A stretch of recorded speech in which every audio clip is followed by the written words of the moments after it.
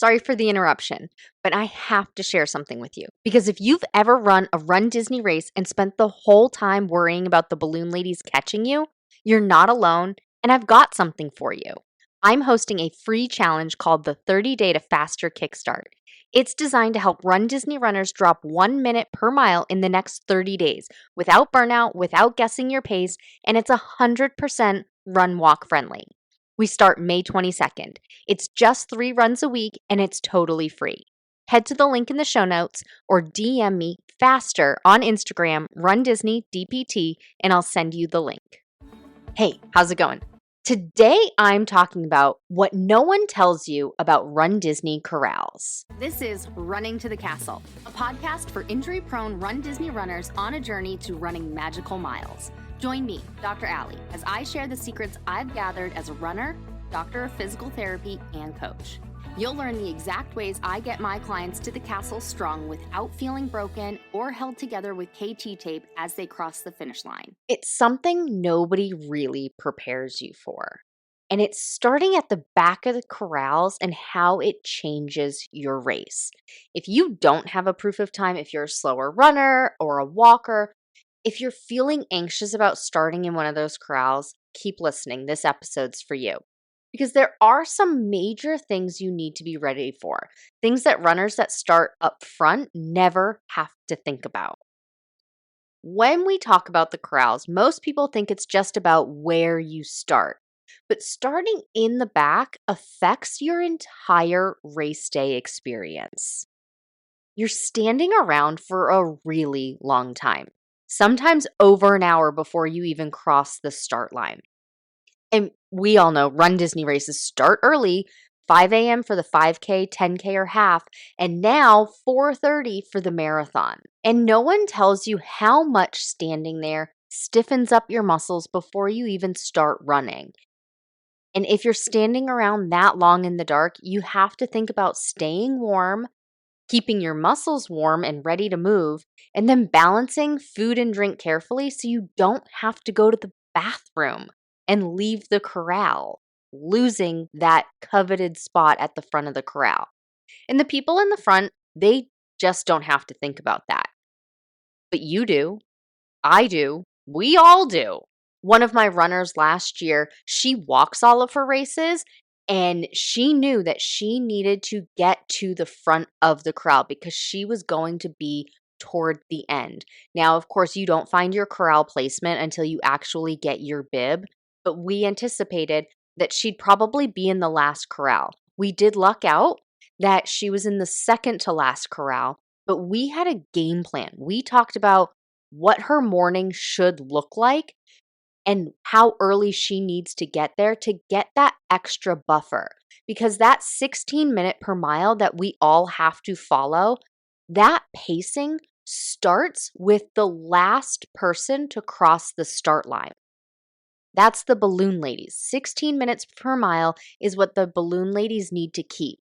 So that means if you have a 30-minute buffer between you and the balloon ladies, you could be able to do a 17-minute mile. If you have an even bigger buffer, it could be 18 or 19 minutes per mile. And that really adds up because if you have been battling injury, maybe you have to walk more than you had planned. Maybe you have to go slower than you had planned. Maybe you need to take rest breaks more than you had originally thought you had to. Or maybe you just want character stops. So you can factor in that buffer. And that's what happened. She got to the corrals early. That was part of the game plan that we designed for her. She did it so that she could get to that very front. But when she got off the bus, after she got through security, she realized she'd left her phone on the bus. She had to leave, go back and get it. And then by the time she made it back to the corrals, she was stuck in the middle. Luckily, it still was the second to last corral, but it wasn't the very front. So that was some of her buffer lost. And she had to work harder to hold her pace. And even though she finished, she spent the entire race stressed out about getting swept. That's something runners in the back have to think about.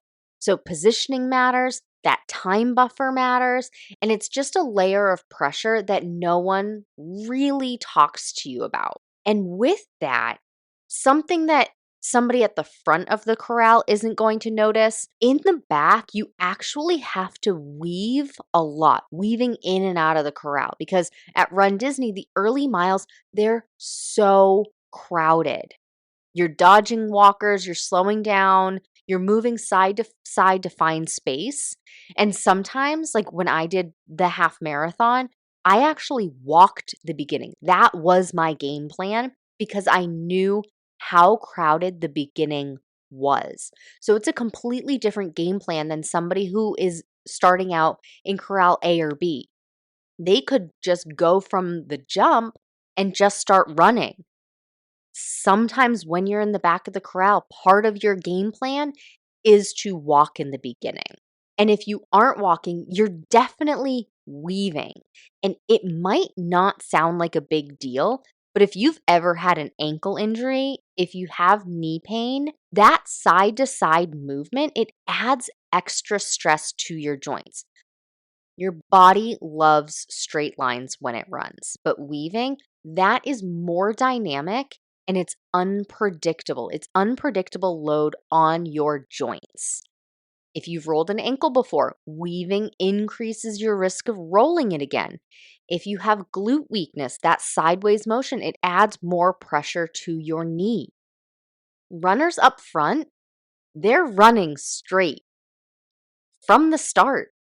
But if you're in the back, you are dealing with a race that looks and feels so different. One of my other runners, Melissa, she ran Dopey last year without a proof of time. She was in the last corral and she told me she felt like she never stopped weaving. It wasn't even about her pace. It was about spending half the race just trying to get in and out and around people. And runner etiquette indicates that we should be walking on the right and running on the left, but it doesn't always happen, especially when, I don't know if you've noticed this, but they line up the character stops, I feel like, on the left. So if you're a walker and you want to get a character stop, or if you're slowing down from running to get a character stop, you're crossing runners.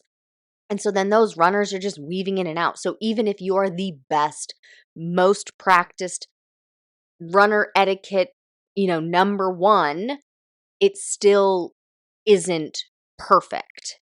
And so Melissa, she wasn't tired because of miles. She was tired with constant start and stop, dodging left, dodging right, breaking pace, restarting pace, slowing down, going faster. And it just added an extra layer of fatigue that wasn't in her training plan because they don't prepare you for the weaving, right? Like when we go out and we do a long run, we just go out and run.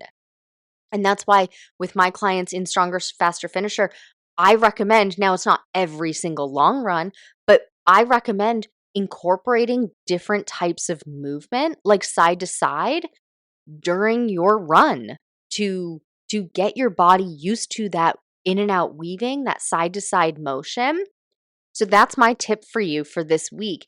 If you know that you're going to be starting in the back of the corral, in the back of the pack, which if you're listening to this podcast, you probably are, during your long runs, mimic that race environment by following the runner on the left and walker on the right, even if you're alone on the sidewalk. I know it sounds silly, but practice moving side to side.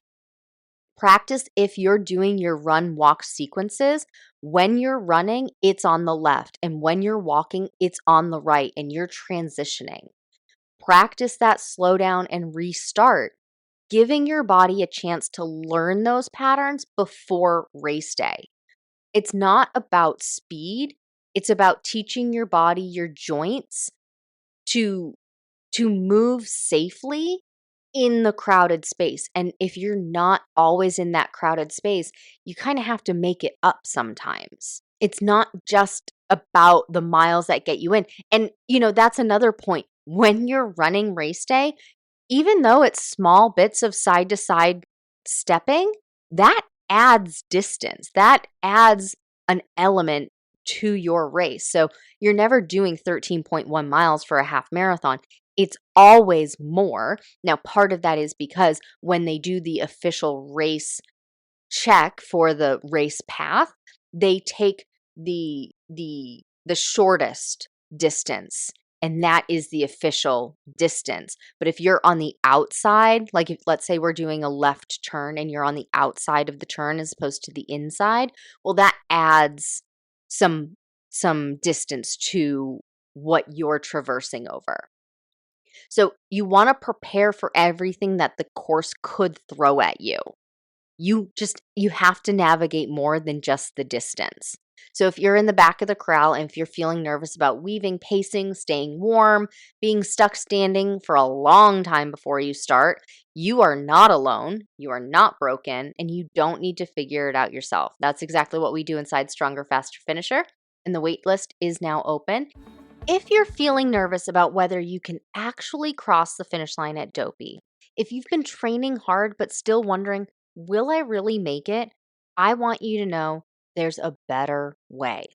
Stronger, Faster Finisher is built for runners just like you. The slow, injury prone, not really a runner runners who aren't chasing a podium. You're chasing a personal record in fun.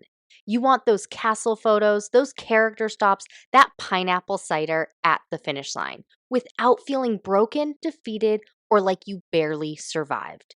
Inside Stronger, Faster Finisher, you'll build your training smarter with the right mileage, the right pacing, and the right recovery. So you don't just survive Dopey. You'll finish it strong, proud, and smiling, exactly the way you imagined. The waitlist is now open. You can grab your spot through the link in the show notes. As always, thanks so much for listening. That's all for now. Talk to you soon.